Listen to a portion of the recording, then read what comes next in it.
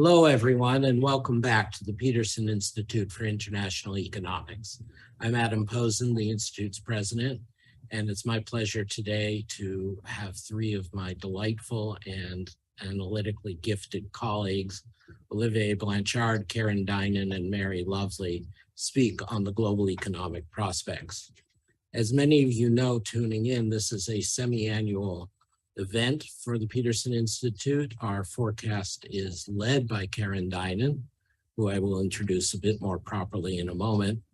We have been running some version of this going back many years. The first coordinator and leader of it was Michael Musa, the late chief economist of the IMF and PIIE fellow, followed by the now retired David Stockton, who was head of the Division of Research and Statistics at the Fed, and then PIIE fellow, and now by Karen Dynan. Each of our speakers presents individually their views, but they are all informed by their interactions with their colleagues here at Peterson. And in particular, Karen's global forecast is based on inputs from all of her colleagues on their specific countries, such as Monica de Bola on Brazil, or me on Japan, or whoever. But again, each call is each of our own fellows. Our record is pretty good about catching some turning points and some biases that are out there in either market or official sector forecasts. We like to think we provide value added. We're obviously not the IMF. We always speak before the IMF WEO World Economic Outlook is published, so as not to be shooting at or shooting off of them. But we do have some notable calls. And in that regard, today we're fortunate to have our three speakers. Karen will be speaking about the US outlook. Olivier will be speaking about the European outlook, and Mary will be speaking about the Chinese outlook. And with those three, we cover a very great deal of the world economy. Just to give a bit of a more proper introduction, but first I am reminded, this is the second event of our first day of our high season. Heading into the IMF World Bank annual meetings and to G7, G20, we are always fortunate to have this event, the Global Economic Prospects event, a week ahead or so, and also to have events featuring foreign and American policymakers. Earlier this afternoon, we had Governor Lisa Cook of the Federal Reserve Board with her first speech as a Fed governor, talking about the US inflation and monetary policy. Tomorrow, we will have the launch of the new book by Martin Troy-Zempa, The Cashless Revolution, on Chinese fintech and its catching up with the US. That will be an exciting event, and I urge you to buy multiple copies of the book. Next week, we will have, among others, Thomas Jordan, chair of the governing board of the Swiss National Bank, Catherine Mann, external member of the Bank of England's Monetary Policy Committee, the Washington rollout of the Geneva Report on Climate and Debt, and Chang Yong-ri, the governor of the Bank of Korea. But today, as usual, we start with the global economic prospects. Presenting first, Karen Dynan is a non-resident senior fellow at the Peterson Institute and is also professor of the practice at Harvard University Economics Department. She served as Assistant Secretary for Economic Policy and Chief Economist of the US Department of the Treasury during Obama's second term, where she led analysis of economic conditions and development of policies. From 2009 to 2013, she was vice president and co-director of the Economic Studies Program at our friends across the street at the Brookings Institution. She has a long and distinguished career working at the Federal Reserve Board in various government roles, including at the Council of Economic Advisors, and publishing extensively on household behavior, savings, credit, and on various measures of growth and productivity. She'll be followed by Olivier Blanchard, who is the C. Fred Bergsten Senior Fellow at PIIE, and also, of course, the Robert M. Solow Professor of Economics Emeritus at MIT. Olivier was the chief economist of the IMF during the global financial crisis, after a long career teaching at Harvard and then at MIT from 1982 until 2008. He is, of course, one of the leading macroeconomist in a number of fields. His groundbreaking work in the last couple of years on fiscal sustainability was important to discussions leading into the COVID policy decisions and now over the response to energy crises. But it also took some people perhaps by surprise when he turned around and along with some other Peterson colleagues, started warning about overheating and inflation in the US in early 2021. Mary Lovely is the Anthony M. Solomon Senior Fellow at the Peterson Institute. She is also about to complete, I believe, occupying the Library of Congress chair in U.S.-China relations at the Kluge Center. She, in that role, educated and approached a large number of congressional leaders and staff, and continues her role with the Peterson Institute, coordinating much of our China work and leading outreach to the greater public and educational institutions in that area. She's, of course, a distinguished scholar in her own right, previously been the Melvin A. Eggers Economics Faculty Scholar at Syracuse University, and as co-editor of the China Economic Review from 2011 to 2015. She was, of course, also the author of numerous studies on the development of foreign direct investment and supply chains in China, where she remains a critical resource for the current concerns. So we could not have three better people to speak. I could not have three better colleagues. And with that, let me turn this over to Karen Dynan. Karen. Sure, thank you, Adam. I'm really excited about this session as well. I'm going to start by sharing some slides. Okay, let me just get everything on my screen. Yeah, so let's see. High inflation remains the dominant global theme when it comes to economic activity. Since the spring, high inflation has been sustained in some economies, and in other economies where inflation wasn't as high in the spring, it has risen sharply, and you can see that on this chart. Not surprisingly, central banks have moved to act. As you can see on the left side of this chart, with the pink bars, central banks in advanced economies have tightened considerably this year, aiming to bring policy from a supportive stance to the restricted side of neutral. And on the right side of this chart, you can see that some lower income countries started tightening earlier than the advanced economies beginning last year. And then this year have continued with the tightening. All but China have raised their policy rates this year. And this chart shows you that the outlook for global growth is now much dimmer than it was 6 months ago. After a brisk recovery from pandemic-related weakness in 2020, we are now on track for, we saw a growth of 5.8%, or sorry, 5.8% in 2021, but we're now on track for growth below 3% this year, moving down to 1.8% in 2023. And really tighter monetary policy is playing the starring role in this drama. But that weakness that's coming from the tighter monetary policy has been reinforced by the direct effects of the energy price shock from the war in Ukraine, as well as a major slowdown in China. So looking in more detail at the slowing in the large advanced economies, I will talk much more about the United States in a moment, but I'm projecting for the United States that we're basically going from GDP growth moving sideways this year to a downturn in GDP next year. Olivier will talk about Europe in his remarks, but it's likely to see an economic contraction next year, having been hit by the same tightening of the global financial conditions, as well as the restricted supply of natural gas. Likewise, on the right side of the chart, you can see the United Kingdom appears to already be slipping into recession, facing a lot of inflation pressure there, as well as an energy crisis and some other issues. And for Japan, inflation has risen there as well, but it's still low by global standards. So even though monetary tightening is unneeded there and unlikely there, the Japanese economy will be held back by what's going on in the rest of the world. For the large emerging economies, Mary will talk about China in a moment, but the basic story there is that the Chinese economy will likely to continue to see growth that is well below the government's target, with stimulus measures not enough to offset the drag from the COVID shutdowns and from the property slump that's going on in China.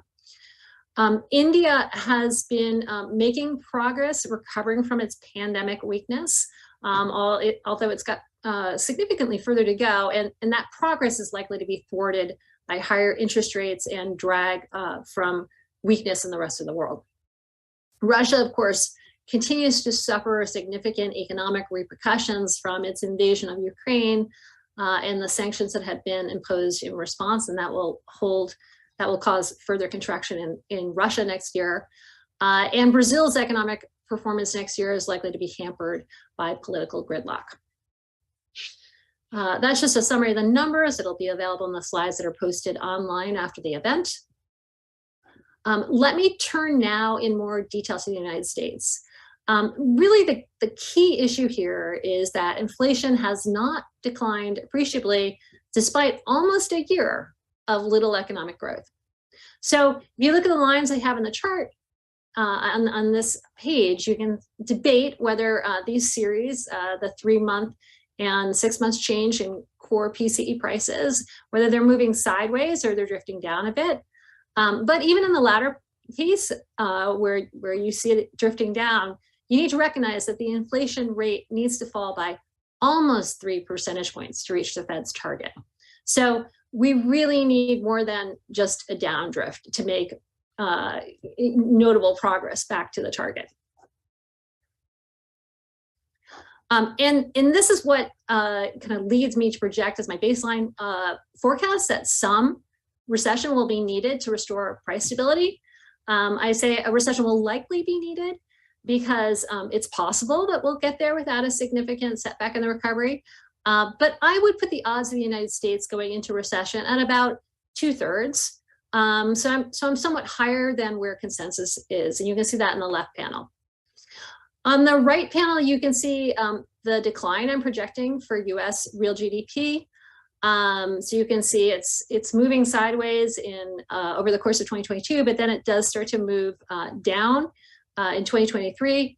On a Q4 over Q4 basis, this decline amounts to about 1% over the 4 quarters of next year. And as I noted already, the Fed has raised its policy rate quite a bit since the spring. And Fed leaders are also using strong language to reinforce their commitment to reducing inflation. Accordingly, it shouldn't be surprising that financial conditions have tightened pretty sharply in response. The S&P 500 is down about 20% on the year, as you can see in the left panel. I will note that it is more than 25% above still where it was 3 years ago. The interest rate on new 30-year mortgages, which you can see on the right, it has shot up in recent weeks, and it's now at its highest level since 2006. And while I'm on financial markets, I will note that I think that financial market volatility, of which we've seen a bunch, that it will likely to continue to be pronounced. So some of it's a story about kind of the low starting point with interest rates. If you just think about simple asset pricing models, they tell us that a 1 percentage point increase in interest rates from a low level will have a bigger impact on asset prices when starting from a higher place. But some of it's a story about how investment portfolios and market participants' mindsets are really built around an assumption of a low interest rate environment, at least over the longer run. And so they may not be prepared for higher rates, particularly when there's a sharp increase in rates. And I think we saw some evidence of that in the UK just recently.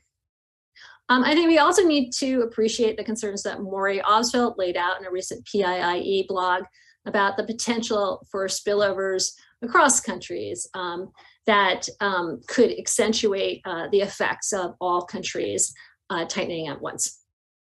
But in any event, the tighter financial conditions are indeed showing through to demand for goods and services. And that's what you can see on this slide. So this is most notable in the housing sector, as you can see on the left, with housing permits and with builder confidence. Housing home prices are also starting to slip after a very large run up over the last couple of years. This shouldn't be surprising given what we're seeing going on with mortgage interest rates. The increase I showed you earlier implies something like a 50% increase in monthly payments that people would face on new or mortgages as a result of that increase. So you would expect that to be cutting into demand. I think there's also building evidence that consumer spending is softening. It's a little hard to disentangle demand from supply. For example, we know that supply is constrained for cars still, and so that's holding back the growth numbers. But I think there's building evidence that really consumer demand is softening. And I've just plotted on the right. You can see that personal consumption expenditures growth, it moves around from month to month, but it seems to be declining on a trend basis. Okay, so that's good. The problem is that US labor markets remain very tight. So of course, we'll see another reading tomorrow morning. And I think it's likely that policymakers are going to be watching that reading very closely to look to see if they should revise their assessment of how tight labor markets are. I can say that incoming data just a couple of days ago showed job openings coming down from sky high levels. You can see that on the left in this panel. That is good news. But as you can also see on the left, bear in mind that the level of job openings per unemployed workers is still 40% above the level that we saw in the pre-pandemic job market, which was considered to be a really robust job market. You can see average hourly earnings growth on the right. It's down from the high levels that we saw late last year. But I think it's concerning that average hourly earnings growth has basically been moving sideways since the spring, at least through August. We have not seen further improvement. And I should also note that the ECI data, which some people think have a stronger signal, they're lagged, so I'm not showing them. But at least through June, they weren't showing any deceleration at all. In fact, they were showing a pickup through June relative to late 2021. Okay. So the hope is, and this has been true since labor markets really started to look very tight late last year, is that we will get relief from the supply side of labor markets. My concern is that I just think when you kind of look at all the evidence that we can't count on that relief coming from the supply side. As you can see in the left panels, and in particular, if you look at the top panel, I'm showing prime age labor force participation. It's basically back to its earlier peak. So hard to imagine there's much scope for further improvement in that series. There is scope for further, or at least in theory, for further pickup among older workers. That's what's shown in the bottom panel. But I think the fact that we haven't seen any real pickup from pandemic lows as yet for that older group suggests that such a pickup may not be coming. And I should say we don't understand all the factors that are holding back labor force participation for that older group. Some of it is just that group, as a group, it's getting older because of kind of the demographic trends, but we're not sure what all the contributing factors are. But the fact that it remains sticky suggests that maybe it won't improve that much. On the right panel in this slide, I've got a reminder that part of the worker shortage is lower immigration. You can see that the foreign-born population of working age, you can see a real break in the trend when the Trump immigration restrictions were put in place. And you can see a little bit of improvement this year to close the gap of the trend that we were on previously for increases in the foreign-born labor supply. but really kind of not much progress. And I think further progress is going to be slow. So also in the bad news category, I don't think that we can be 100% certain that core inflation has indeed peaked. This is one of the scarier charts that I've seen regarding, breakdowns of inflation. What you can see here is overall core inflation moving sideways. That's the pink line. But you can see the core goods inflation, which did shoot way up in 2021, thanks to supply and demand imbalances. It has receded. Not clear it's still receding, but that was as expected as some of those imbalances started to correct. But the scary part of the chart is really what's going on with core services inflation. It just keeps going up, and that series tends to be more persistent. So this brings me to my view that the Fed will need to raise its policy rate more than most analysts expect, and more than it has officially recognized. In my spring GEP forecast, I was out ahead of many others saying that Fed funds rate would rise above 4%. And I took some grief for that at the time, but now it's pretty much accepted that it's going to rise above 4%. I'm now projecting that given the news about inflation and labor markets still remaining tight, that the funds rate is likely to rise to between 5 and 6%. So to come back to what I said before, a soft landing is not going to be the most likely outcome with this path of monetary tightening.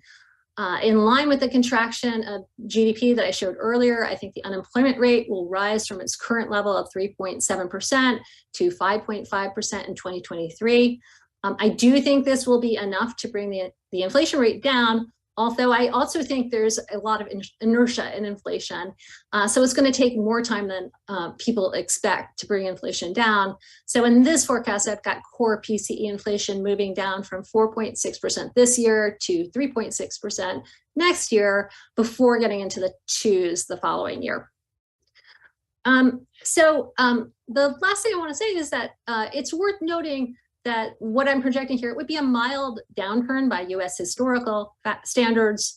As you can see in this chart, the highest peak that we've seen in, the lowest peak that we've seen in post-World War II recessions has been around 6%, a little over 6%. And some recessions have seen much higher peak unemployment rates. But I think this recession is likely to be mild because of factors that are going to facilitate the disinflation and mitigate the longer term damage from the slowdown and from the job loss. So, first of all, inflationary supply shocks, they look to clearly be abating. As you can see on the left of this panel, supply chain pressure is way down.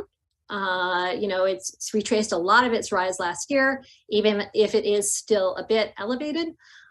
Similarly, you can see on the right side of this slide that oil prices are considerably off their peaks. People always want to do a comparison with the experience of the late 1970s and early 1980s. And one really big difference is that long-term inflation expectations remain fairly low. I have various measures on this chart. If you look carefully at the right-hand side of the chart, you can see the rise in inflation expectations over the past year, maybe even with a hint of reversal in the last couple of months. But regardless, as best as we can judge from the limited available historical data on long-term inflation expectations, this increase that we saw over the past year is really nothing relative to what we saw in the late 1970s. And although I think that price setters are not by any means only looking to long-run expectations when thinking about prices they need to target to keep up with general inflation, this containment of inflation expectation is really good news. So finally, I just want to flag that household and businesses' finances are as yet in really good shape. On the left, households in all parts of the income distribution were ahead of their pre-pandemic financial states in terms of wealth as of the middle of this year, which was a really different situation than we were facing in the early 2010s when we were coming out of the Great Recession. On the right, you can see that corporate profits are high. I don't have a chart for this, but state and local finances are in good shape because of federal pandemic aid. So yes, I do think the good state of household businesses and state and local finances, it's part of what's behind the demand that created inflation. So it is adding to challenges of getting it down. But it also means that we have shock absorbers in the economy to mitigate secondary effects of job loss, which should help keep the recession that I'm projecting mild. So with that, I'm going to end there and stop sharing slides, but I look forward to the discussion. Thank you very much, Karen. And just to say about the discussion, as I should have said up top, we are collecting questions from the viewers and participants via the Q&A function on Zoom. Thanks to the 4 or 5 of you who've already submitted questions. We will pose the questions to our speakers after all 3 have spoken. Olivier, please. Good. Thank you, Adam. As Adam said, I'm going to focus on not just Europe in general, but actually the European Union. And there might be questions about countries not in the European Union later. Karen has presented the basic numbers for the world and then for Europe. And so I shall have no graphs, no slides, and no numbers. So with a risky business, I leave this to her to actually give numbers, but I'll try to focus on the dynamics at work and how I see them evolving. The plan is I shall start by talking about inflation, then I shall turn to likely developments in activity, economic activity, and then implications for interest rates. So, if I had to summarize what I'm going to say, I think the story is totally dominated by what's going to happen to gas prices, gas supply, and fiscal policy responses to gas. And there's enormous uncertainty about each of these 3 aspects, but they are going to be determinant for what happens in Europe over the next 6 months or a year. So on inflation, if you basically look at the headline numbers, which Karen didn't give, but you probably all know, they actually look quite similar in the US and in Europe, around 8–9%, depending on exactly when you look. But I think behind, so some people have said, well, there's nothing specific about the US or nothing specific about Europe. I think it's wrong. I think if you look under the hood, then you actually see fairly major differences in the underlying dynamics. And that's how I think about it. Inflation, I see 4 forces behind inflation. So let me just go through the list and then emphasize the differences I see between the US on one hand and Europe on the other. So the first one is the traditional one, which is overheating, underheating. We tend to think that overheating puts pressure on inflation. Underheating tends to decrease that pressure. Here I see a fairly clear difference between the US and Europe. In the US, I think Karen has basically said that, I think there is overheating. There is no question that we are at an unemployment rate which is below the so-called NAIRU or natural rate. In Europe, we're fairly close, but not there. Many countries are at levels of unemployment which are close to the minimum in the last 20 years, but not lower than that, and for some countries above. So I think there's a clear difference here. The overheating in the US, there's no such thing yet. And unlikely to happen actually in Europe. So this is the first factor. The second factor is what has dominated the scene, the shocks, what we call the first round effects of energy and commodity prices. And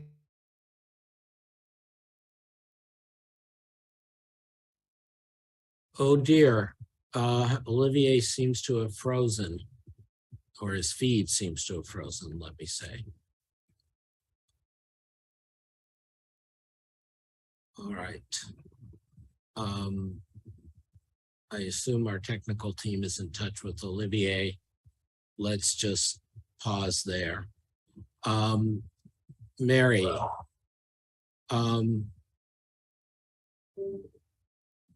could we ask you, if you agree with me that we're not hearing Olivier's mellifluous tones, could we ask you to start your presentation and we'll bring Olivier back in when possible? Sure thing. Yes, Olivier has frozen. No, Here he he's is. back. He's He's back. back. God be blessed. He's back. Unmute Olivier, please. Unmute. Yep. Blame the infrastructure in the US. Apologies for that. So the second factor was that first round effects. Now looking forward, I think many of the things which were bad in the past are turning much better. Commodity prices are decreasing, supply chain distortions are decreasing. Oil prices are probably not going to decrease very much given the OPEC decisions, but they're probably not going to increase very much either. And so I think for the US, this is rather good news. For Europe, all these factors are there, but unfortunately the one which dominates is what's going to happen to the price of gas, which unfortunately has a large effect directly, and then for electricity. So I see a clear difference here. First round effects are going to be fairly good for the US, but they may well be very bad for Europe. The third factor behind inflation is what we call the second round effects, the attempts by energy using firms to increase prices, the attempts by workers to try to get back the real income loss that they got, and so on and so on. And here again, I think there's a fairly clear difference between the US and Europe. In the US, there has been very strong second round effects, catch-up effects if you want. They have been much more muted in Europe. They may come, but so far they haven't. Again, the labor market not being so overheated, there's less room or less ability for workers to actually get higher wages. So that's the third factor, and clearly, again, a big difference between the two sides of the ocean. And then the fourth one, where actually I see very similar evolutions, and Karen had a slide about this, which is long-term expectations, the anchoring of where inflation will end. Because as soon as people believe that it's going to end up at a much higher level, then it's a very different game in terms of dynamics of inflation. And here again, I think the news has been rather good on both sides.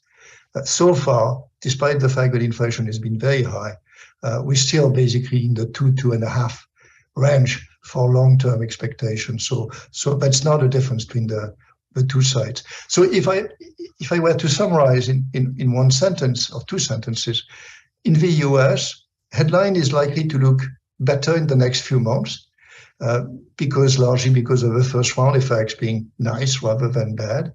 But core on the underlying inflation is still basically there, and it's not so good. The economy, as Karen said, is still overheating. Unemployment is very low, and so that's an issue. Where in Europe, it's the opposite. I think headline is going to look very bad, probably until the end of the world. No, I hope not, but until the end of the year. But core behind is actually so far much better. There hasn't been the second round effect. There hasn't been the overheating. And I think that's an important difference in thinking about what may happen and what needs to be done. So this was for inflation. And me turn again, I'm told that I have to give permission to for the host to record. I just did. Okay, so let me now turn to activity and then to interest rates. In the US, Karen has said it, I think underlying demand is still fairly strong. The market is still overheating. So basically the Fed will have to do something, I think is one way of putting it. In Europe, I think it's quite different. Demand is still fairly strong now, and we're worrying about the future, but so far the hard numbers we have are not so bad. But clearly the near future is quite bad potentially. And that comes from the gas issue. So here I have to discuss the gas issue a bit more because this is absolutely central to what's happening and what's going to happen in Europe.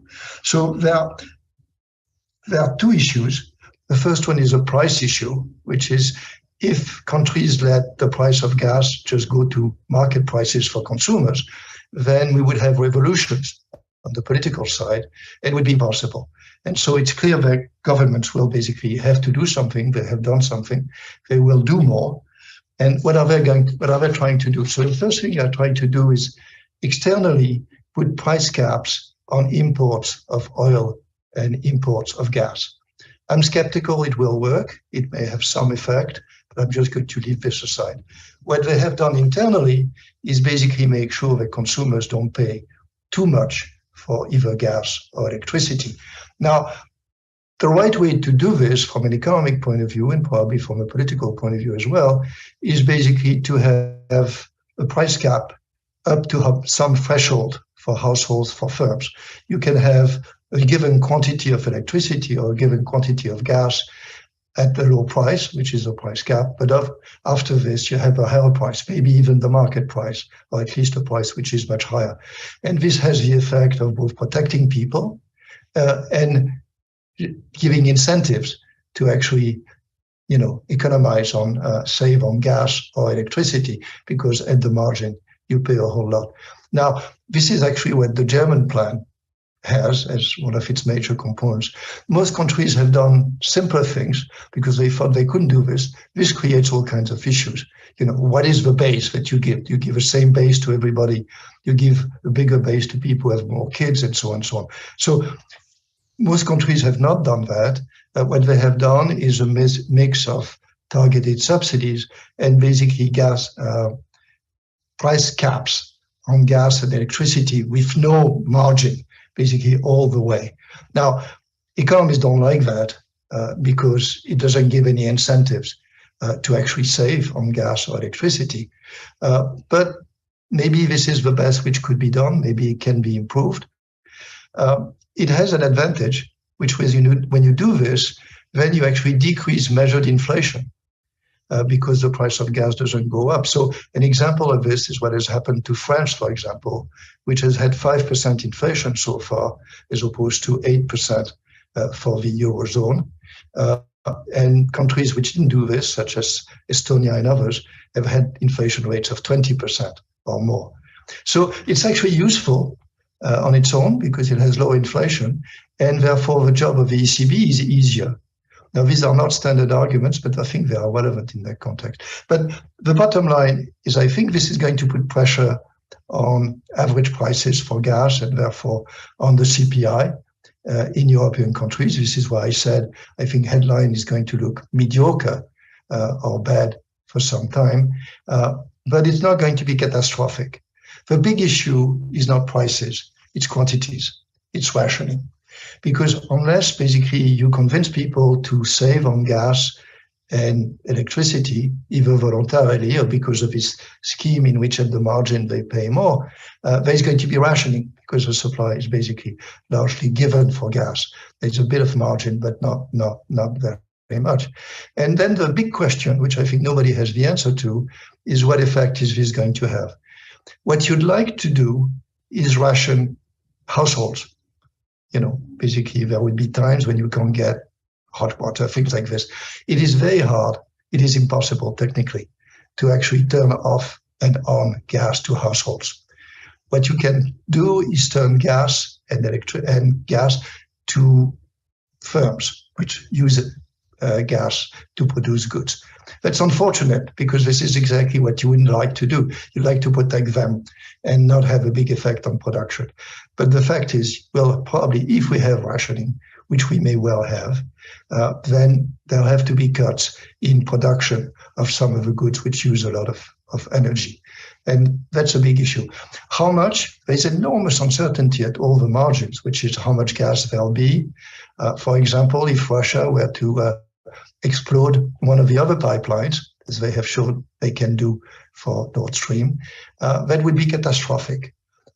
It would depend on how cold the winter is. So there's enormous uncertainty there. There's enormous uncertainty as to what happens if some firms have to cut production. And here we've been warned by what happened in the COVID crisis, which is supply chain disruptions, which is, yes, okay, so these firms will produce less. And you don't think about the effects on other firms, and they turn out to be potentially quite strong and potentially quite complex.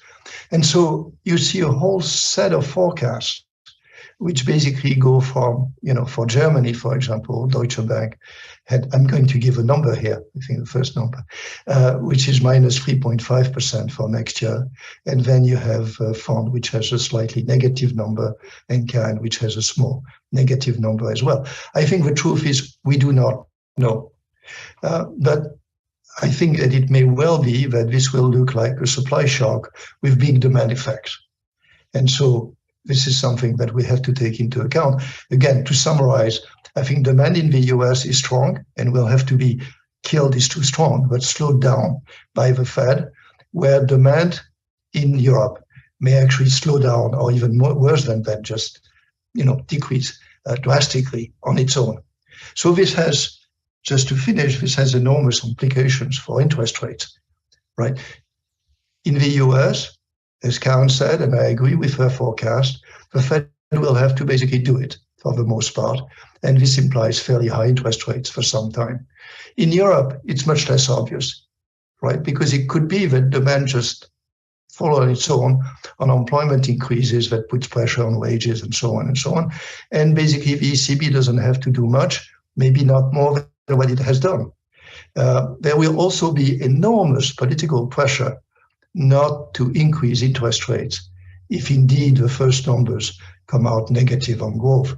There is a precedent for this, which is what happened in 2008, in the fall of 2008, where Monsieur Trichet, who was worried about inflation, basically increased interest rates as the financial crisis was basically there. And he has been blamed. He was blamed at the time, and he has been blamed since. And I think the ECB probably hasn't forgotten. So in terms of interest rates, I suspect that what we're going to see is strong interest rates or high interest rates in the US, as Karen showed, but fairly low interest rates in Europe. And therefore, the dollar strength clearly is going to remain for some time. It seems to me that the difference in interest rates is so big that it's going to basically explain the appreciation of the dollar, the depreciation of the euro. Let me turn to the last set of issues, which is fiscal and a few other issues. Now, these packages that countries are putting in place, which is targeted subsidies, price caps, and so on, are very costly. They cost a lot because in many cases, the state, in effect, has to buy at market price and sell at the price cap, and the money has to come from somewhere. It's particularly bad in the case of gas, which is imported. In the case of energy in general, then to the extent that some of the domestic producers are producing the energy, then you can do a clawback and basically get some of their profits back. So it's less expensive, but it is very expensive in most cases, 2 or 3% of GDP. We've seen the numbers for Germany, over 2 years, and they are very large. And so there's a question of whether this is going to create fiscal issues. My sense is no, because for the moment, and that may not last, the dynamics of that are still very good in the sense that the real interest rates are very low nominal rates, still very high inflation. So there's more room.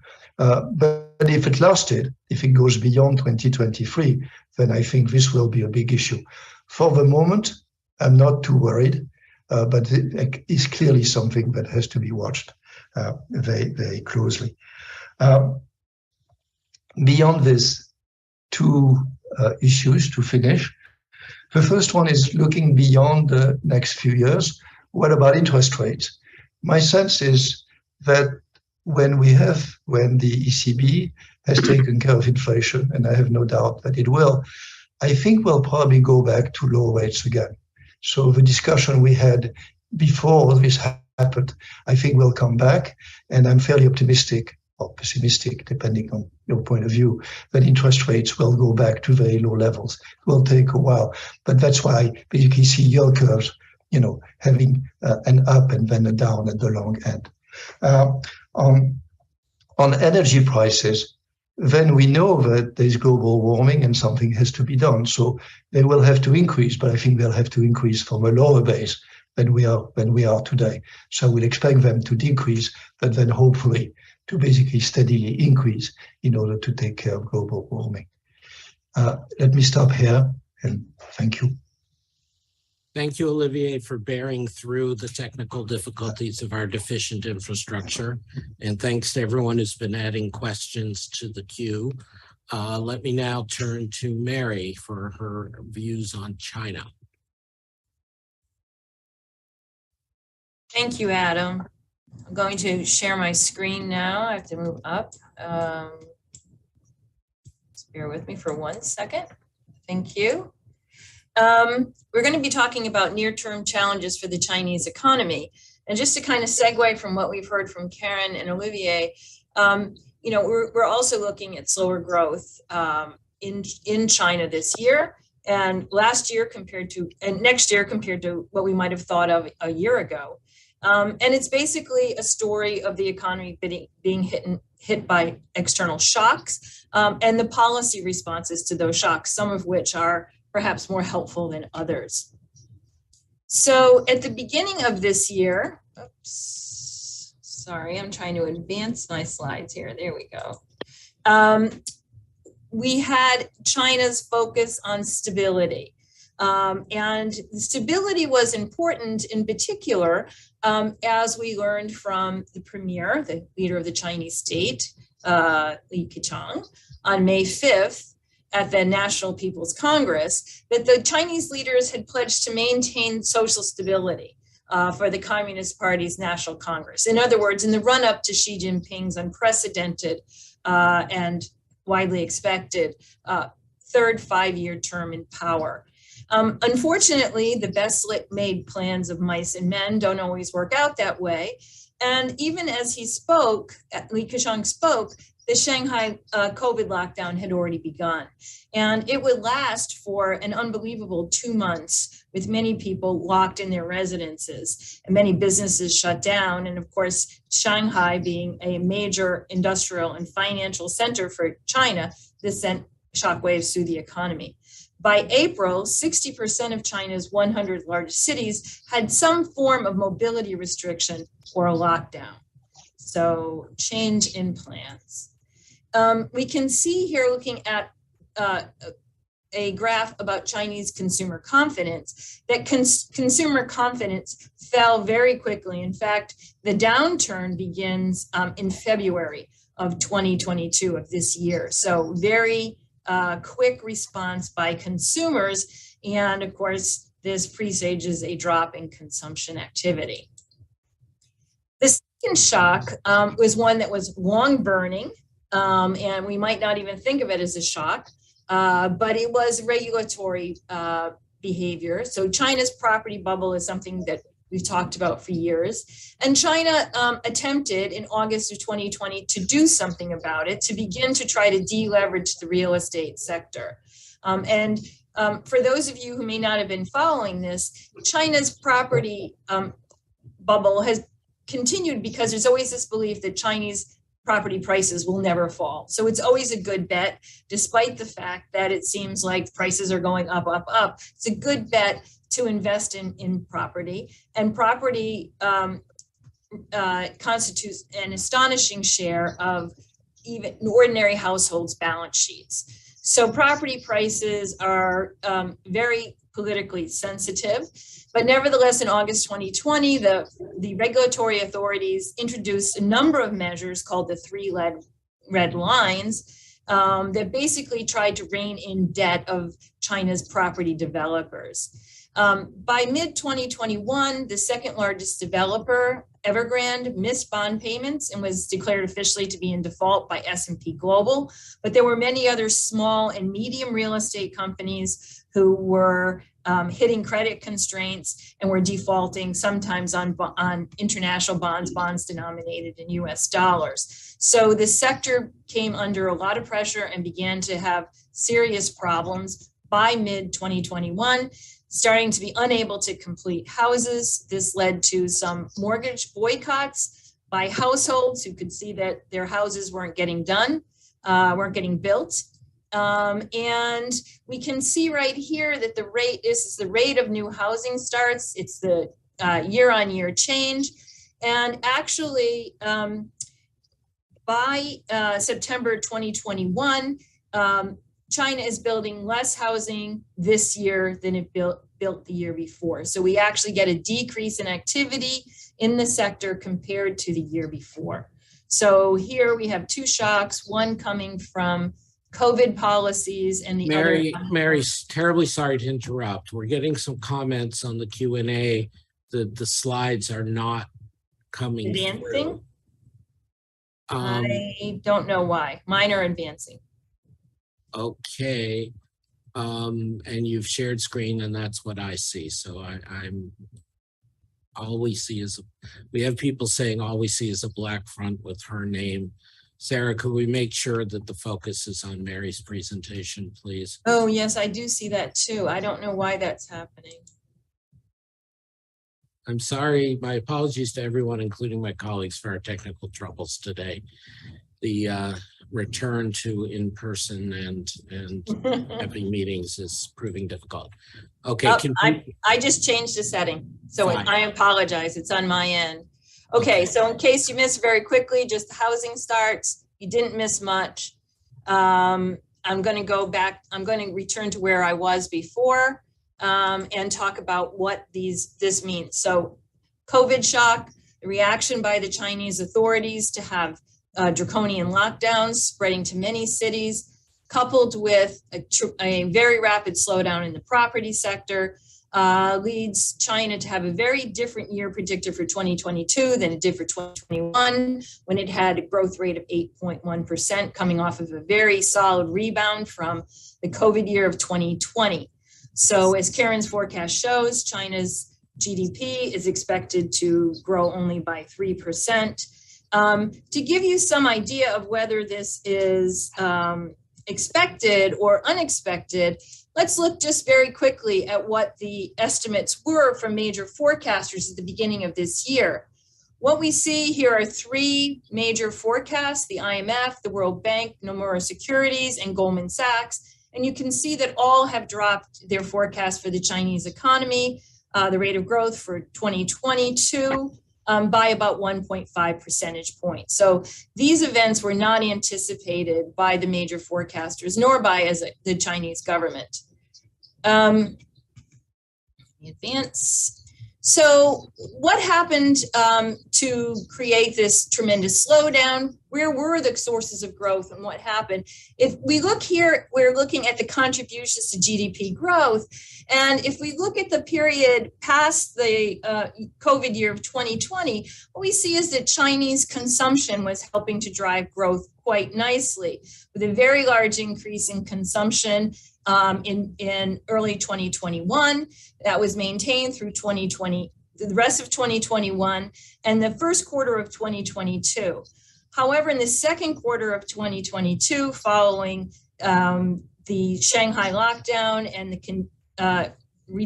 stopping of building of apartment complexes and the slowdown that means throughout the economy in terms of construction material and associated furniture and other goods that go into brand new apartments, we see consumption basically collapsing. Net consumption actually had a negative contribution to GDP growth, and the surplus of Chinese production there was mainly taken up by net exports. So it was purchases from the rest of the world. Now, what happens? What's China's next challenge? Clearly, once we get past the Party Congress, which is coming up on October 16th, the challenge will be to revive growth. And here we have some tools.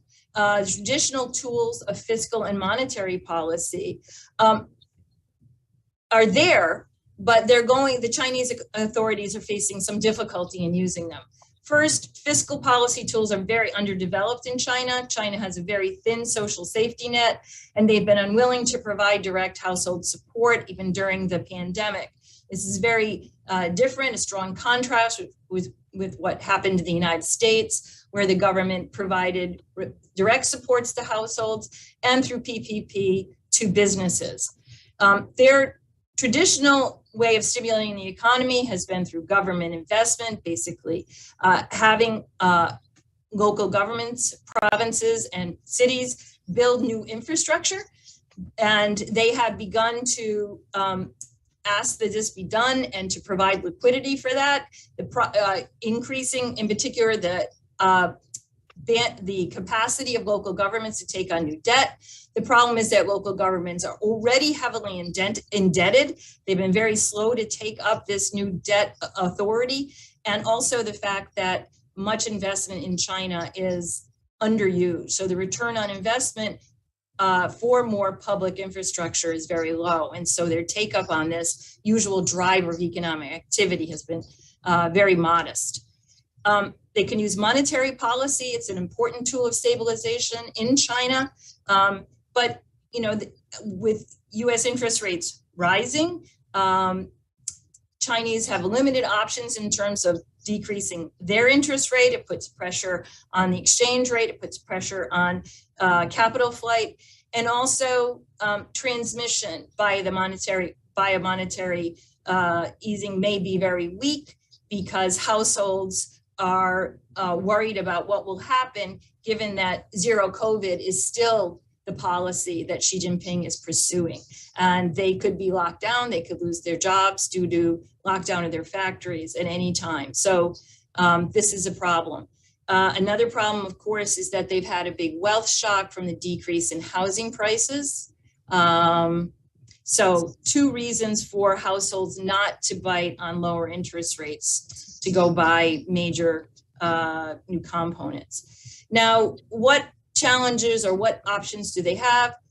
It's going to be difficult. One, because the global economy is slowing. China's going to have difficulty in exporting its surplus to the rest of the world. The World Trade Organization predicted just this week that world trade would only grow 1% in 2023, down from the expected 3.4% for 2022. There are more negative forecasts out there for the global economy, which would mean even lower or perhaps even no growth in global trade. You have US and China trade tensions increasing. And then the question is, will investment be able to fill the gap? Here in the graph, we see that net exports and investment have been major drivers to GDP growth. The blue line, investment, showed a sharp downward trend at the beginning of 2020 as investment in, particularly in real estate, fell dramatically. Challenge is to reduce the uncertainty that the zero COVID policy itself is creating. At the current time, for many residents and for business executives, the zero COVID policy appears to be unhinged from best public health practices. That COVID policies have become, in some sense, performative public health, such as the widespread spraying of disinfectants on city streets and testing, repeatedly of people in major cities. So this uncertainty of how these COVID policies are going to evolve, and the continued vulnerability of Chinese households to COVID itself, because they are vaccinated only with China's homegrown vaccine. Even though China is working on an mRNA vaccine, it doesn't have one yet. It has licensed through a joint venture. There is the ability to use the BioNTech mRNA vaccine, but it has not been approved by China's regulatory authorities to be administered to Chinese citizens. So this creates a constant sense of uncertainty as to when there might be an outbreak of COVID and the resulting social costs. Likewise, investors often cite COVID policies as a reason for them to reconsider or delay investment. Among foreign investors, COVID policy has been cited as a reason to consider delaying investment or perhaps investing elsewhere. Through surveys taken by American chambers related to investors from the United States, from Europe and Taiwan, all telling us the same story. Despite this, and despite the fact that the leadership knows very well what is happening, that we have no signals of how this will change. There's none expected until perhaps next March when the new government is seated, and there's no off-ramps in sight unless China is able to create its own mRNA vaccine, which is effective, and then we might see a quick on-ramp, but that is not predicted, at least in the short run. The last challenge I want to talk about is the challenge of stabilizing the property sector. China has pumped money into the banks, has asked them to lend to provide the liquidity to major property developers to continue to build out the houses that they've already started. This has had the effect of stabilizing some property prices. It appears that at least for existing homes, property prices have stopped dropping. However, for new home prices, so prices that are under construction, those prices have continued to fall, and they have fallen for 3 straight months, including the month of September. By some estimates, the central government bailout could total more than $500 billion. And so there'll be, I think, a strong urge to stabilize the sector without really dealing with this entire problem, which is that the property sector is built on a system of weak budget,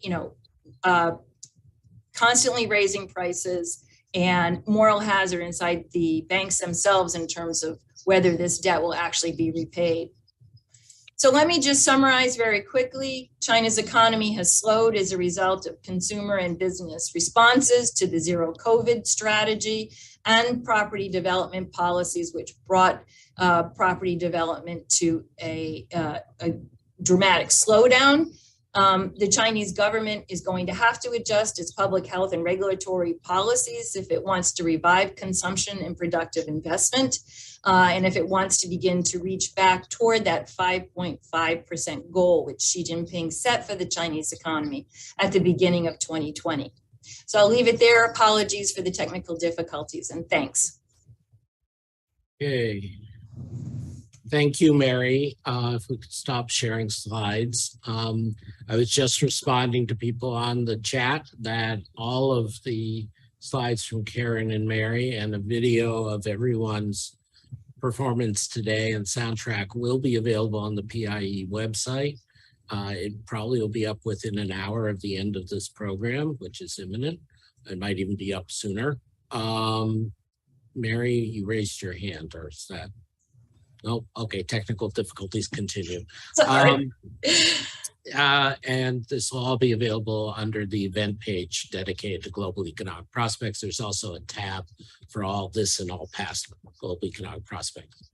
We've run a bit over on time, but since we still have, by my estimate, 85% of our audience, I'd like to pose a couple questions to our authors. First up, there's a question about gridlock in Brazil. I'll just say we are about to post or have just posted a blog by Monica DeBola on this. So look for that, please. So in the US, a question for Karen from Kathleen Stevenson. Regarding labor supply, do you take into consideration the deaths from COVID and the disabilities from long COVID? If so, are these numbers significant? And the latter part about long COVID, indeed, there's a lot of chatter about how significant it may be. How do you see that, Karen? Yeah, I mean, it's a super interesting question, obviously super relevant to the issue of whether we're going to see or how much relief we'll see on the supply side of this, these labor market pressures. So we, as you said, Adam, we are just now starting to see some really interesting evidence about disabilities related to COVID. The numbers of people, as best as we can tell, who might be out of the labor force now because of long COVID, they're not small in absolute terms. I think the largest number I've seen from a study by Gopi Shah Goda, which is on the NBER website, a really good study, is that it's about 500,000 people. It's worth about 2/10 on a labor force participation rate. So, maximum explains about a quarter to a third of the gap on labor force participation rates. But that would be a maximum. There are other numbers that are smaller than that. I should also just note that the numbers of people saying they have disabilities related to COVID are much higher than those saying they're out of the workforce because they have those disabilities. Thank you for that, Karen. And as always, what happens when you're doing macro forecasting is you have to take human tragedies that are large in scale and then scale them into what's affecting the macro economy. And the US is a very large macro economy. So I just want to emphasize that I'm totally sympathetic with how Karen had to address that. A pair of questions for Olivier from Miguel Medina and Diego Anzotegui. So what is your view on the ECB's anti-fragmentation policy, the new facility that was adopted a couple months ago? How much do you think fiscal sustainability is a risk for Europe? Obviously, particularly thinking about Italy, but spillovers from problems in the UK as well. If you could say a few more words about fiscal sustainability and the potential interventions of the ECB. I think in general, there is not yet an issue of fiscal sustainability because although R-G is less favorable than it was before this started, it's still fairly low and it's not expected to last forever. So under these assumptions and the kind of median forecast, governments can run fairly large primary deficits without a substantial increase in the debt to GDP ratio. I think that's true even for Italy. There are clearly caveats. The first one is if the Ukraine war continued and the energy prices got worse, the packages that were put in place for 23 might have to be put in place for 24 as well. And at some point, that would become an issue. But I think that has a low probability. And the other is that I think investors are willing to give a pass for measures such as targeted transfers because of the increase in energy prices or commodity prices for investment in green energy capital. If you do this, you get away with larger primary deficits without the markets really reacting very much. If you start looking like you don't know what you're doing, or you're spending too much on other things, then markets don't like it. And the example of this is UK versus France. If you look basically at the size of the projected deficits, they're quite similar. But in one case, one government did a much better job of choosing the right measures and setting them right than the other one. So I think it's clear that investors care a whole lot about this. As long as fiscal sustainability is not truly a fundamental issue, the governments are responsible, then I think that the ECB, the tool that the ECB has put in place, the so-called TPI, actually can work and will work. But clearly, they're not going to do anything if the government doesn't behave. So far, what we have seen, for example, in Italy, is that the threat of the ECB not doing anything and letting these spreads increase has been enough, I think, to make the new likely prime minister quite responsible, at least in the words so far.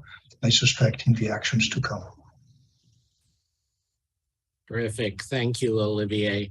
And our final question going to Mary from Paul Cho. Can you help us make sense of the new U.S. restrictions of high tech transferring to China, particularly through the CHIP and the Science Act and the recent legislation? And do you worry that I'm rephrasing slightly, Xi's ascension to a third term as Party General Secretary and President will trigger more serious conflicts with the U.S., I guess economic conflicts? How does that affect some of these longer term challenges and prospects you spoke about? Okay, thank you for the question. I think that Xi's third term has been widely expected for some time. I don't think that's going to be a major driver of a change in the relationship. The escalation in terms of U.S. restrictions on transfers of technology. So, for example, recent moves to restrict the sale of semiconductor equipment on older forms of technology is an escalation, and it will have an effect on behavior within China. It will continue to push them toward a more statist stance, where they continue to pump lots of money into their own industries and continue to turn inward. It is the opposite of what we would like in terms of their returning to a more clear path of reform, ending the skewing of investment toward very lower productivity state-owned enterprises and returning to a system where their private enterprises can thrive. So I think that it will have an effect on the Chinese economy. I think it will continue the dynamic that we're already seeing, which is the US taking a step and then China reacting in a way that, in a path that probably isn't going anywhere positive. Thank you, Mary. So thanks to everyone who joined us and stuck with us through the technical problems. Thanks to everyone who posed questions. And thanks especially to Karen Dynan, Olivier Blanchard, and Mary Lovely for giving us meaty, substantive looks at the outlook for the globe and for economic growth and inflation in the three major economic zones. We will look forward to everybody joining us for other Peterson events, or at the latest 6 months from now for the next global economic prospects, but I hope well before then. This meeting is adjourned.